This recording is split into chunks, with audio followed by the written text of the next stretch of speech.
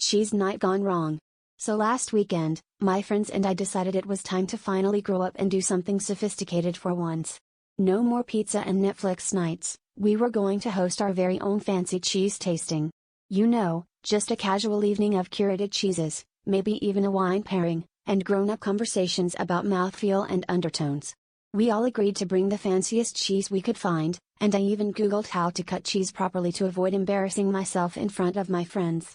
Apparently, you're supposed to cut the cheese quietly, but I figured that was just some snobby etiquette rule meant to be broken. Fast forward to the evening, we had camembert, Gouda, brie, and something called Stilton that I'm pretty sure was just blue Play-Doh.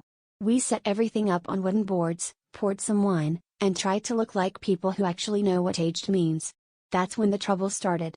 As soon as the first wedge was cut, someone let out the tiniest, most suspicious squeak. It echoed through the room, and suddenly everyone was side-eyeing each other like we'd just committed a cheese-related crime. Trying to keep it classy, we all pretended nothing happened, but as the night went on, every time someone sliced into a wedge, another sound would slip out, sometimes a high-pitched squeal, sometimes a full-bodied trombone. We tried to blame the cheese knives, but after a few minutes, it was clear, the real culprit was our collective lactose intolerance.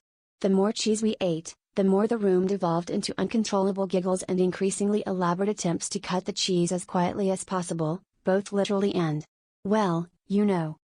By the end of the night, we'd abandoned all pretense of sophistication. Someone suggested we pair the Gouda with Gas X, another proposed we rename the event Flatulence and Fromage. As we sat there, red-faced and barely able to breathe from laughing so hard, I realized we'd accidentally discovered the true meaning of a cheese tasting. It's not about the palate, it's about the palate. Of air fresheners you'll need afterward.